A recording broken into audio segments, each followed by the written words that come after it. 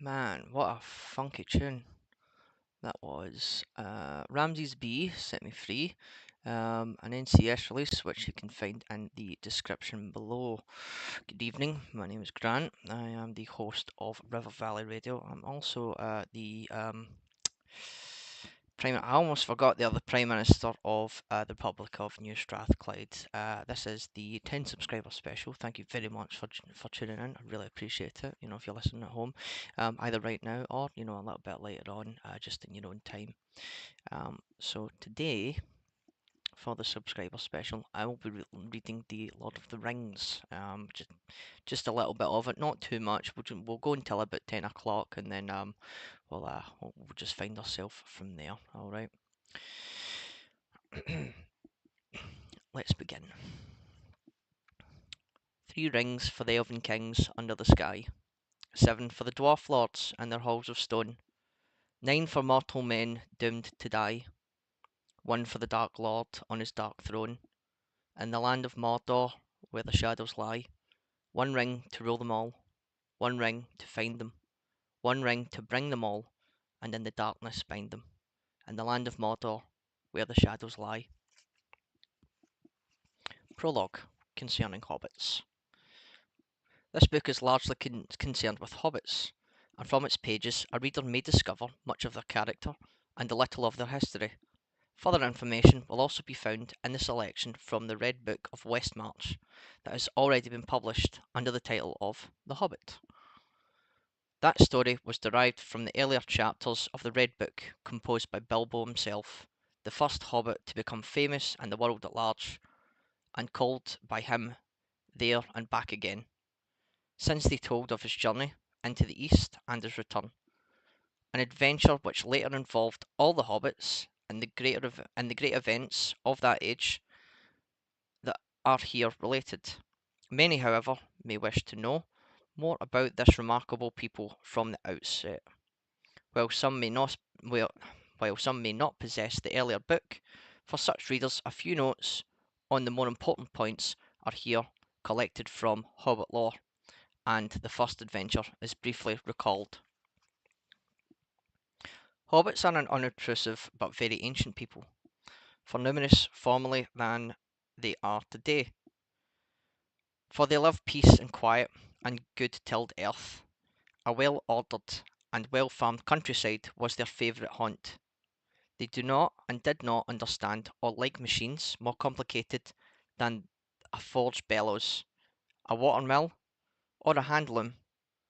They were skillful with tools, even in ancient days they were, as a rule, shy of the big folk, as they call us, and now they avoid us with dismay and are becoming hard to find. They are quick of hearing and sharp-eyed, and though they are inclined to be fat and do not hurry unnecessarily, they are none the less nimble and deft in their movements. They possess from the first the art of disappearing swiftly and silently, when large folk whom they do not wish to meet come blundering by, and this art they have developed until to men it may seem magical, but hobbits have never, in fact, studied magic of any kind, and their elusiveness is due solely to a professional skill that hereditary and practice and a close friendship with the earth have rendered inimitable by bigger and clumsier races. For they are a little people, smaller than dwarfs, less stout and stocky, that is, even when they are not actually much shorter, their height is variable, ranging from 2 and 4 feet of our measure. They seldom now reach 3 feet, but they have dwindled, they say, and in ancient days they were taller, according to the Red Book. Bandobaras took Balrora, son of Isambras the Third, was 4 foot 5 and able to ride a horse. He was surpassed in all Hobbit records, only by two famous characters of old, but that curious matter is dealt with in this book. As for the hobbits of the Shire, with whom these tales are concerned, in the days of their peace and prosperity they were a merry folk.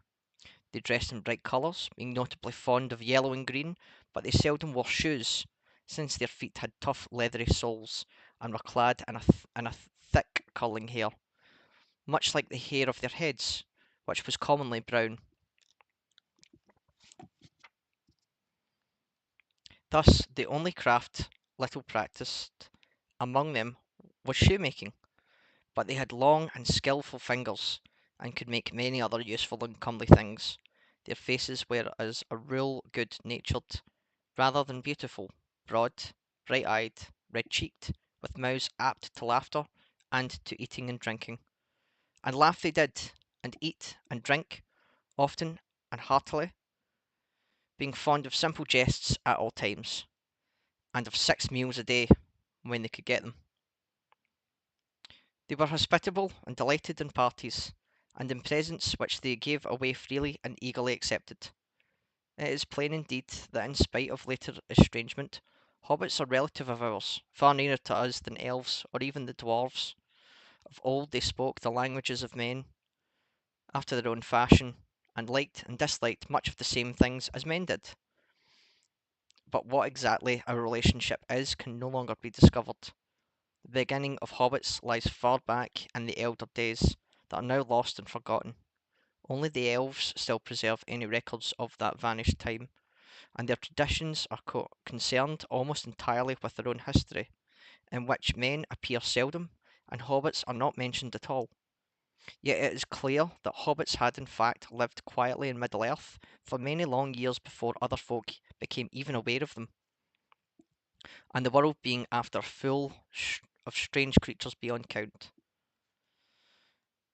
These little people seemed of very little importance, but in the days of Bilbo and of Frodo, his heir, they suddenly became, by no wish of their own, both important and renowned, and troubled the councils of the wise and the great.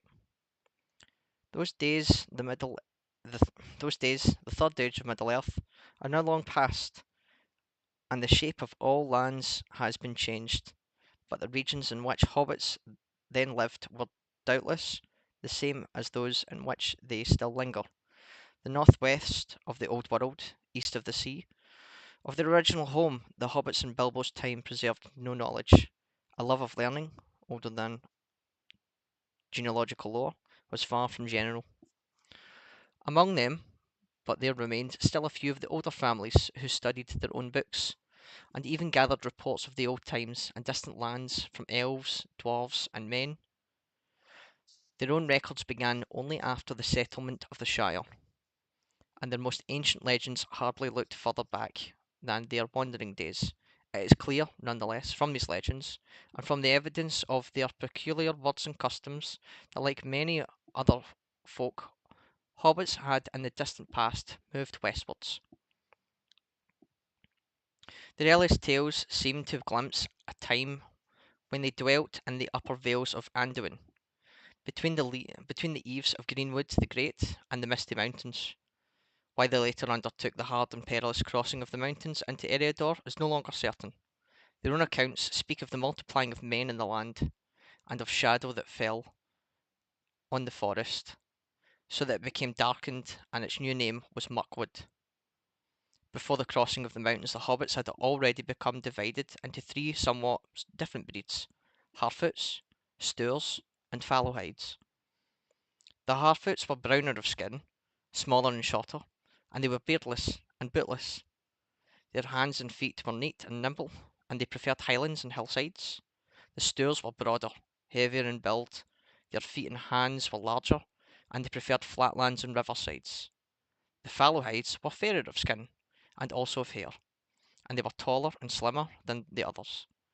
They were lovers of trees and the woodlands. The Harfoots had much to do with dwarfs in ancient times, and long lived in the foothills of the mountains. They moved westwards early, and roamed over Eredor as far as Weathertop, while the others were still in the Wilderland. They were most numerous,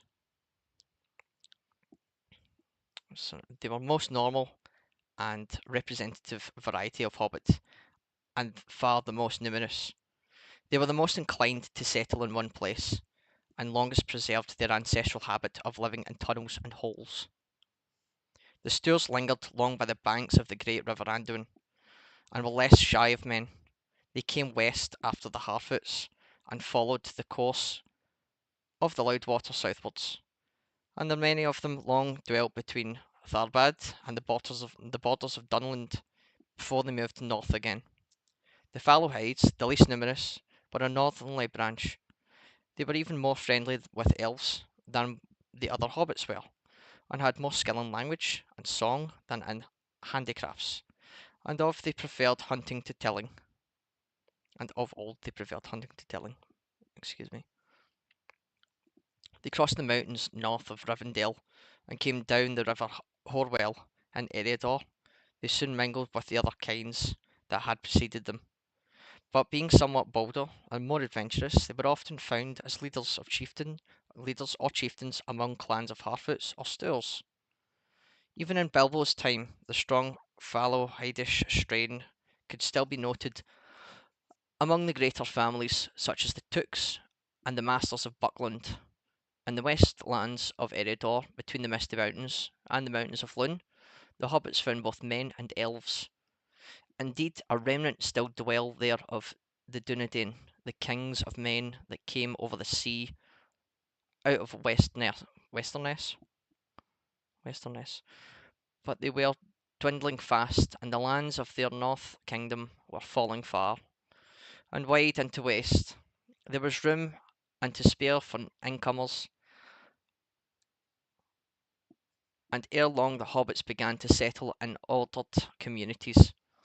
Most of their earlier settlements had long disappeared and been forgotten in Bilbo's time, but one of the first to become important still endured. Though reduced in size, this was at Bree, and in the Cherwood that lay round about some 40 miles east of the Shire. It was in these early days, doubtless, that the hobbits learned their letters and began to write after the manner of the Dunedain, who had in their turn long before learned the art of the elves. And in those days, also they forgot whatever languages they had used before and spoke ever after the common speech, the Western, as it was named. That was the current through all the lands of the kings, from Arnor to Gondor, and about all the coasts of the sea, from Belfalas to Lune. Yet they kept a few words of their own, as well as their own names of months and days, and a great store of personal names out of the past. About this time, legend among the hobbits first becomes history, with a reckoning of years. For it was in the 1601st year of the Third Age that the Fallowhide brothers, Marcho and Blanco, set out from Bree, and having obtained permission from the High King at Fornost, they crossed the Brown River Baranduin with a great following of hobbits. They passed over the bridge of stone bows that had been built in the days of the power of the North Kingdom, and they took all the land beyond to dwell in. Between the river and the far downs, all that was demanded of them was that they should keep the great bridge in repair, and all other bridges and roads, speed the king's messengers, and acknowledge his lordship. Thus began the Shire reckoning for the year of the crossing of the Brandywine, as the hobbits turned the name, became year one of the Shire, and all later dates were reckoned from it. At once the western hobbits fell in love with their new land, and they remained there, and soon passed once more out of history of men and of elves. While there was still a king, they were in name his subjects, but they were in fact ruled by their own chieftains, and meddled not at all with events in the world outside. To the last battle at Fornost with the Witch Lord of Angmar, they sent some bowmen to the aid of the king, or so they maintained, though no tales of men record it.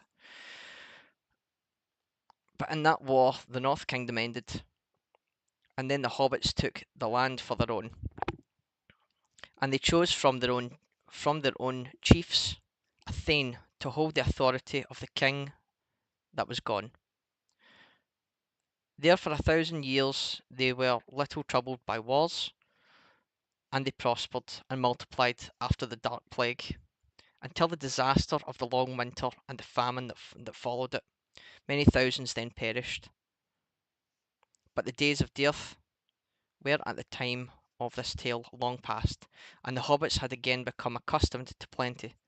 The land was rich and kindly, and though it had not long been deserted when they entered it, it had before them well tilled, had before been well tilled, and there the king had once had many farms, cornlands, vineyards, and woods.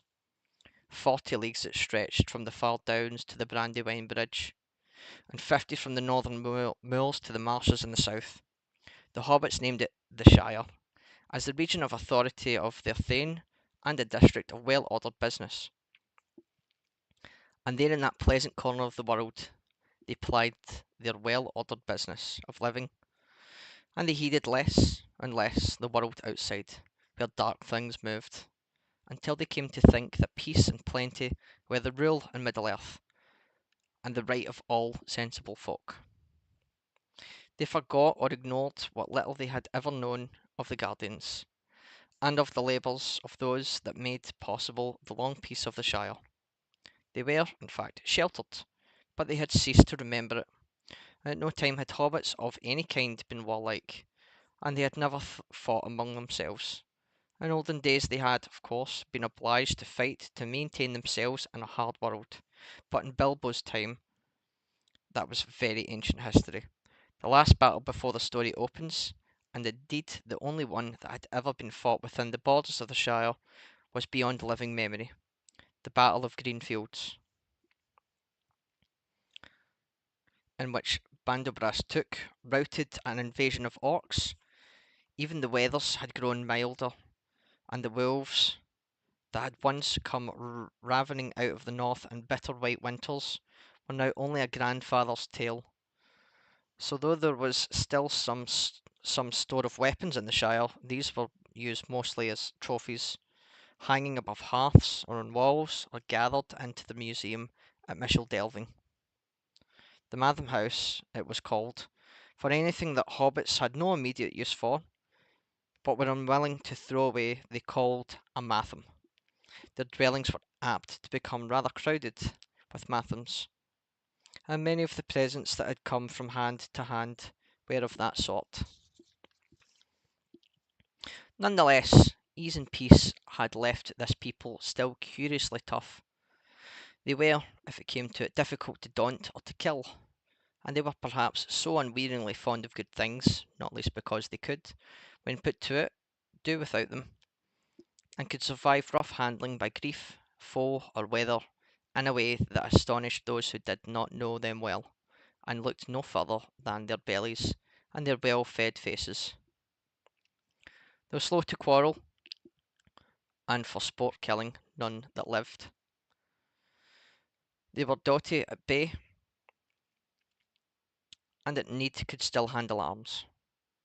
They shot well with the bow, for they were keen-eyed and sure at the mark, not only with bows and arrows. If any hobbit stripped for a stone, it was well to get quickly under cover, as all trespassing beasts knew very well. All hobbits had originally lived in holes in the ground, or so they believed, and in such dwellings they still felt most at home, but in the course of time they had been obliged to adopt other forms of abode.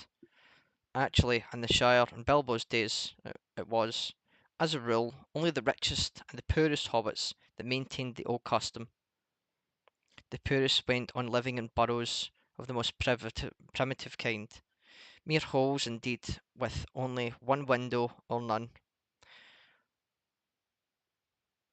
while the well-to-do still constructed more luxurious versions of simple diggings of old, but suitable sites for these large and ramifying tunnels, or smiles, as they called them, were not everywhere to be found, and in the flats and the low-lying districts, the hobbits, as they multiplied, began to build above ground. Indeed, even in the hilly regions and the older villages, such as Hobbiton or Tuckborough, or in the chief township of the Shire, Delving, on the White Downs, there were now many houses of wood, brick, or stone. These were specially favoured by millers, smiths, ropers, and cartwrights, and others of that sort. For even when they had holes to live in, hobbits had long been accustomed to build sheds and workshops. The habit of building farmhouses and barns was said to have begun among the inhabitants of the Marish down by the Brandywine. The hobbits of that quarter, the East Farthing, were rather large and heavy-legged, and they wore dwarf boots in muddy weather, but they were well known to be stools in a large part of their blood, as indeed was shown by the down that many grew on their chins. No Harfoot or Fallowhide had any trace of a beard. Indeed, the folk of the Marish and of Buckland, east of the river, which they afterwards occupied, came for the most part later into the Shire, up from the south away, and they still had many peculiar names and strange words not found elsewhere in the Shire. It is probable that the craft of building, as many other crafts beside, was derived from the Dunedain, but the hobbits may have learned it direct from the elves, the teachers of men in their youth, for the elves of the high kindred had not yet forsaken Middle-earth, and they dwelt still at the time at the Grey Havens, away to the west, and in other places within reach of the Shire. 3 elf towers of immemorial age were still to be seen on the tower hills beyond the western marches. They shone far off in the moonlight. The tallest was furthest away, standing alone upon a green mound. The hobbits of the West Farthing said that one could see the sea from the top of that tower, but no hobbit had ever been known to climb it. Indeed, few hobbits had ever seen or sailed upon the sea, and fewer still had ever returned to report it. Most hobbits regarded even rivers and small boats with deep misgivings, and not many of them could swim. And as the days of the Shire lengthened, they spoke less and less with the elves, and grew afraid of them, and distrustful of those that had dealings with them. And the sea became a word of fear among them, and a token of death. And they turned their faces away from the hills and the west. The craft of building may have come from the elves or men, but the hobbits used it in their own fashion. They did not go in for towers. Their houses were usually long, low, and comfortable. The oldest kind were, indeed, no more than inbuilt imitations of smells, thatched with dry grass or straw, or roofed with turfs, and having walls somewhat bulged. That stage, however, belonged to the early days of the Shire, and hobbit building had long since been altered, improved by devices learned from dwarves, or discovered by themselves.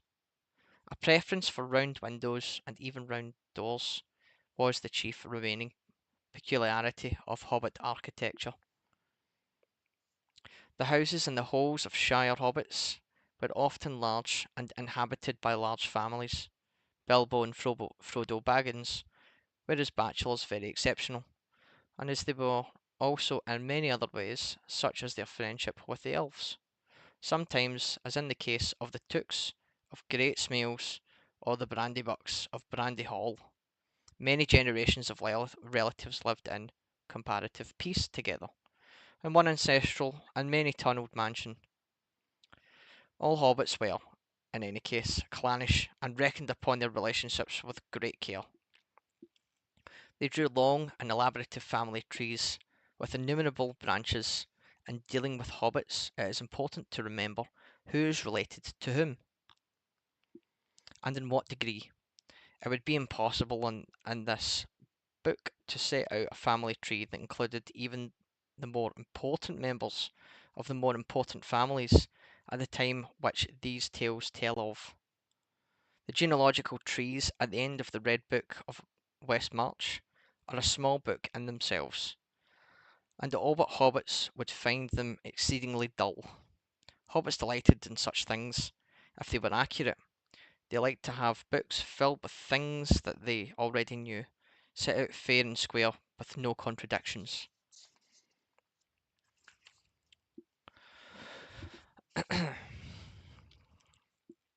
There is another astonishing thing about the hobbits of old that must be mentioned, an astonishing habit. They imbibed or inhaled, through pipes of clear wood, the smoke of the burning leaves of a herb, which they called pipeweed or leaf, a variety probably of nicotiana.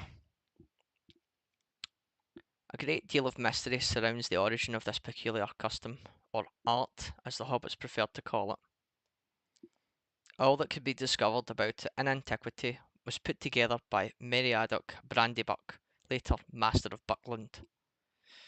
And since he and the tobacco of the South Farthing play a part in the history that follows, his remarks in the introduction to this herb lore of the Shire may be quoted. This, he says, is is the one art that we can certainly claim to be our own invention. When hobbits first began to smoke is not known. All the legends and family histories take it for granted.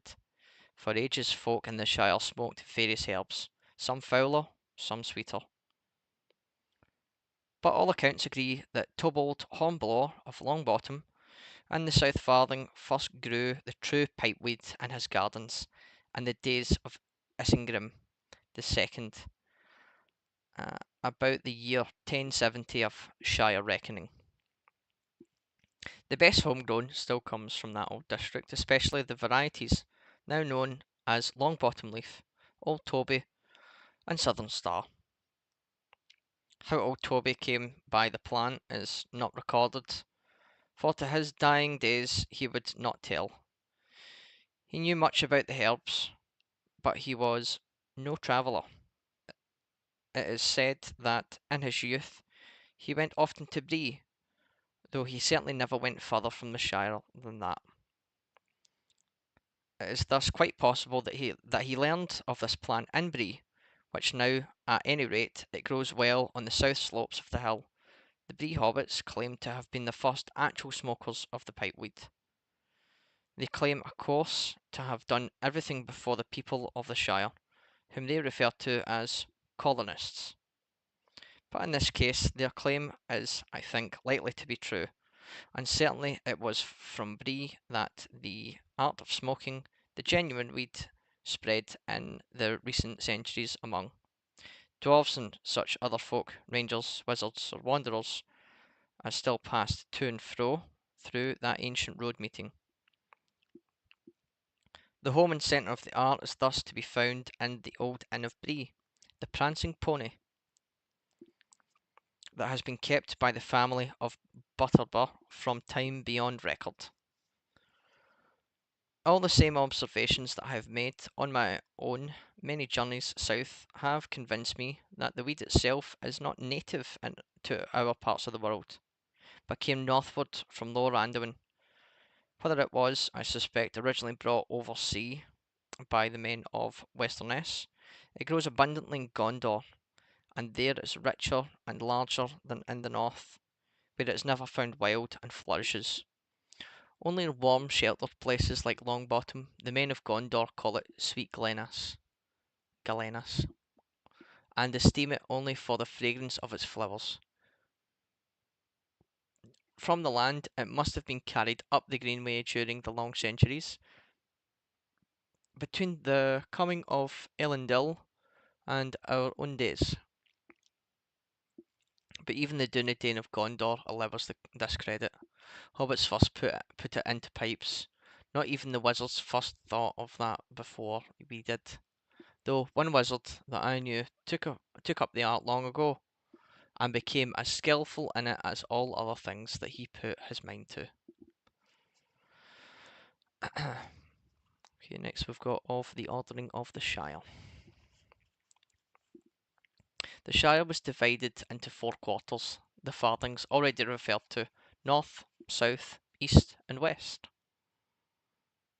and these again into a number of folklands, which still bore the names of some of the old leading families, although by the time of this history, these names were no longer found only in their proper folklands. Nearly all Tooks still lived in the Tookland, but that was not true of many other families, such as the Bagginses or the Boffins. Outside the Farthings were the East and West Marches, the Buckland, and the West March added to the Shire. The Shire at this time had hardly any government. Families for the most part managed their own affairs, growing food and eating it occupied most of their time. In other matters they were, as a rule, generous and not greedy, but contented and moderate, so that estates, farms, workshops, and small trades tended to remain unchanged for generations. There remained, of course, the ancient tradition concerning the High King at Fornost, or Norbury, as they called it, away north of the Shire, but there had been no king for nearly 1,000 years, and even the ruins of Kings Norbury were covered with grass. Yet the hobbits still said of wild folk and wicked things, such as trolls, that had not heard of the king. That they had not heard of the king. Sorry. For they attributed to the king of old all their essential laws, and usually they kept the laws of free will because they were, the rules, as they said, both ancient and just. It is true that the Took family had long been preeminent, for the office of Thane had passed to them from the old Bucks some centuries before, and the chief Took had borne that title ever since. Thane was the master of the Shire Moot, and captain of the Shire muster, and the hobbitry in arms, but as muster and moot were only held in times of emergency, which no longer occurred, the thainship had ceased to be more than a nominal dignity. The Took family was still, indeed, accorded a special respect, for it remained both numerous and exceedingly wealthy, and was liable to produce in every generation strong characters of peculiar habits, and even adventurous temperament. The latter qualities, however, were now rather tolerated in the rich than generally approved. The custom endured none the less of referring to the head of the family as the Took, and of adding to his name, if required, a number such as Isengrim the Second, for instance. The only real official in the shire at this date was the mayor of Micheldelving, or of the shire, who was elected every 7 years at the free fair on the White Downs at the Leith. That is the midsummer. That is at midsummer. As mayor, almost his only duty was to preside at banquets given on the shire holidays, which occurred at frequent intervals, but the offices of postmaster and first sheriff were attached to the mayoralty, so that he managed both the messenger service and the watch. These were the only shire services, and the messengers were the most numerous, and much the busier of the two. By no means all hobbits were lettered, but those were those who were wrote constantly to all their friends, and a selection of their relations who lived further off than an afternoon's walk. The sheriffs was the name that the hobbits gave to their police, or the nearest equivalent that they possessed. They had of course no uniforms, such things being quite unknown, only a feather in their caps, and they were in practice rather haywards than policemen, more concerned with the strayings of beasts than of people. There were in all the shire only 12 of them, three in each farthing, for inside work. A rather large body, varying at need, was employed to beat the bounds, and to see that outsiders of any kind, great or small, did not make themselves a nuisance. At the time when this story begins, the bounders, as they were called, had been greatly increased. There were many reports and complaints of strange persons and creatures prowling about the borders, or over them, the first sign that all was not quite as it should be, and always had been, except in the tales and legends of long ago. Few heeded the sign, and not even Bilbo yet had any notion of what it portended. 60 years had passed since he set out on his memorable journey, and he was old even for hobbits, who reached 100 as often not as often as not. But much evidently still remained of considerable wealth that he had brought back. How much or how he had revealed to no one, not even to Frodo, his favourite nephew, and he still kept secret the ring that he had found. The next part is on finding the ring. Uh, as told in The Hobbit, there came one day to Bilbo's door the great wizard Gandalf the Grey, and 13 dwarfs with him, none others indeed than Thorin Oakenshield, descendant of kings, and his 12 companions in exile. With them he set out, to his own lasting astonishment, on a morning of April, it being then the year of 1341 Shire reckoning, on a quest of great treasure, the dwarf hordes of the kings under the mountain beneath Erebor and Dale, far off in the east. The quest was successful, and the dragon that guarded the hoard was destroyed. Yet, though before all was won, the battle of the 5 armies was fought, and Thorin was slain, and many deeds of renown were done, the matter would scarcely have concerned later history, or earned more than a note in the long annals of the Third Age, but for an accident by the way. The party was assailed by orcs in a high pass of the Misty Mountains as they went towards Wilderland, and so it happened that Bilbo was lost for a while in the Black Orc mines deep under the mountains. And there, as he groped in vain in the dark, he had put his hand on a ring lying on the floor of a tunnel. He had put it in his pocket. It seemed then like mere luck. Trying to find his way out, Bilbo went down to the roots of the mountains until he could go no further, At the bottom of the tunnel lay a cold lake, far from the light, and on an island of rock in the water lived Gollum. He was a loathsome little creature. He paddled a small boat with his large flat feet, peering with pale, luminous eyes, and catching blind fish with his long fingers, and eating them raw. He ate any living thing, even orc, if he could catch it and strangle it without a struggle. He possessed a secret treasure that had come to him long ages ago, when he still lived in the light, a ring of gold that made its wearer invisible. It was the one thing that he loved, his precious, and he talked to it, even when it was not with him, for he kept it hidden, safe, in a hole on his island, except when he was hunting or spying on the orcs of the mines. Maybe he would have attacked Bilbo at once if the ring had been on him when they met, but it was not, and the hobbit held it in his hand, an elvish knife, which served him as a sword. So to gain time, Gollum challenged Bilbo to the riddle game, saying that if he asked a riddle which Bilbo could not guess, that he would kill him and eat him.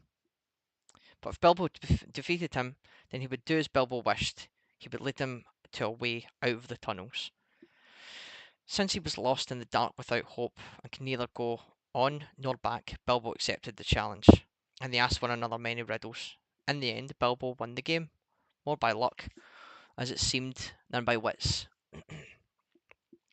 for he was stumped at last for a riddle to ask, and cried out as his hand came upon the ring he had picked up and forgotten, "What have I got in my pocket?" This Gollum failed to answer, though he demanded 3 guesses. The authorities, it is true, differ whether his last question was a mere question and not a riddle, according to the strict rules of the game, but all agree that after accepting it and trying to guess the answer, Gollum was bound by his promise. And Bilbo pressed him to keep his word, for the thought came to him that the slimy creature might prove false, even though such promises were held sacred.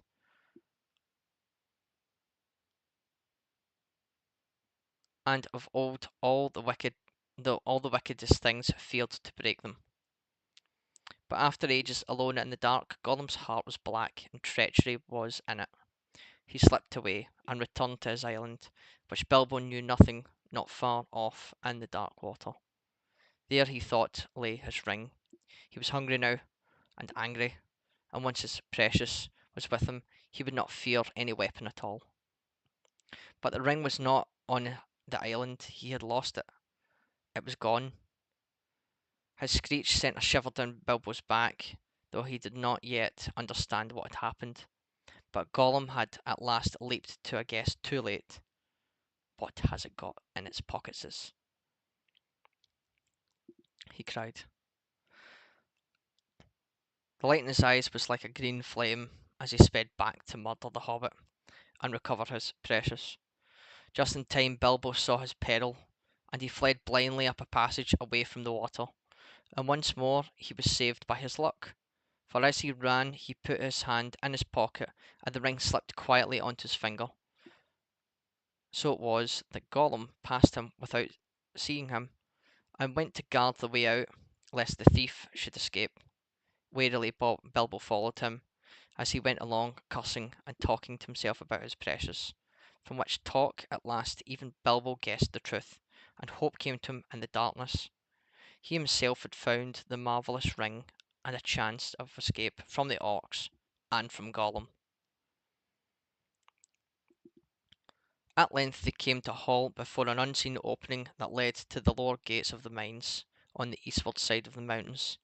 There Gollum crouched at bay, smelling and listening, and Bilbo was tempted to slay him with his sword, but pity stayed him, and though he kept the ring, in which his only hope lay, he would not use it to help him kill the wretched creature at a disadvantage. In the end, gathering his courage, he leapt over Gollum in the dark, and fled away down the passage, pursued by his enemies' cries of hate and despair. "Thief!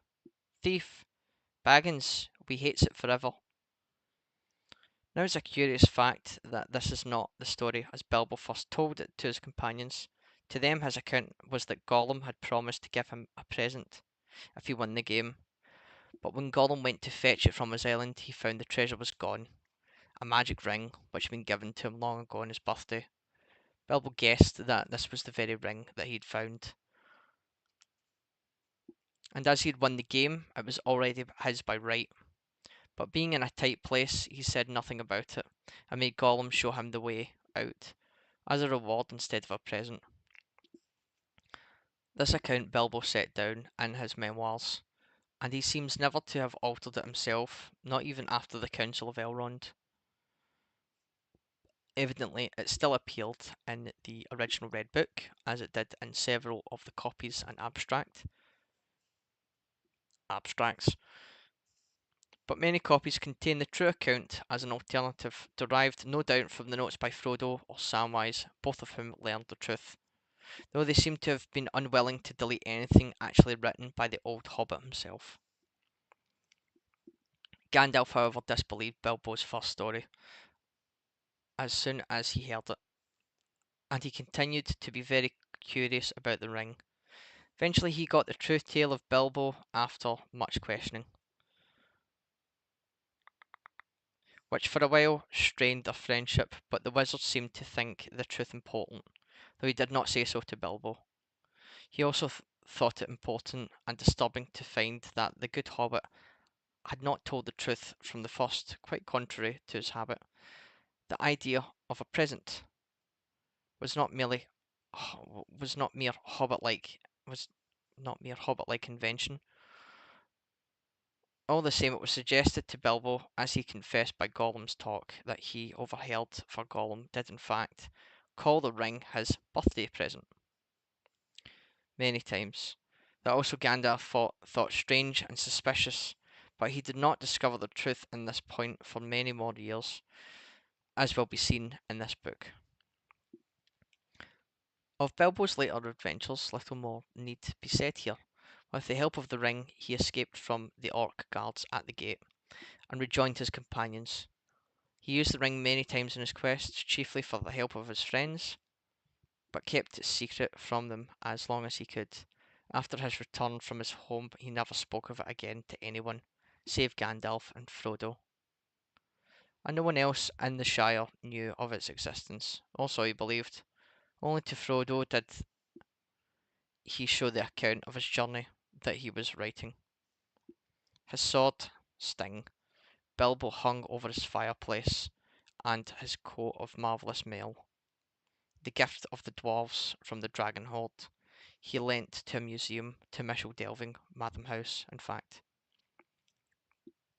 But he kept in a drawer at Bag End the old cloak and hood that he had worn on his travels, and the ring secured by a fine chain remained in his pocket. He returned to his home at Bag End on June the 22nd in his 52nd year, 1342, and nothing very notable occurred in the Shire until Mr. Baggins began the preparations for the celebration of his 111th birthday. At this point, the history begins, and then there's a long note here. It's just a note on the Shire records, which we could read, but I'm not going to do that. Well, thank you very much for tuning in to the first part of The Lord of the Rings. If this gets, some subscribes or enough likes, I suppose I'll put out like maybe the first couple of chapters of book one, the Fellowship of the Ring. Apart from that, to anyone who did join in tonight, thank you very much for listening. To anyone who will watch in the future, again, thank you very much. And hopefully, I get to read more of this, because if there's no demand for it, people don't want to listen to me talk for an hour. Fair enough. But join us next week on Sunday, the 2nd of November, when we have the second installment, or the second episode of the Balderdash campaign with my friends and the other hosts of the show. Ethan of the Sunland, and Connor of Libertalia. Thank you very much for joining in, and we will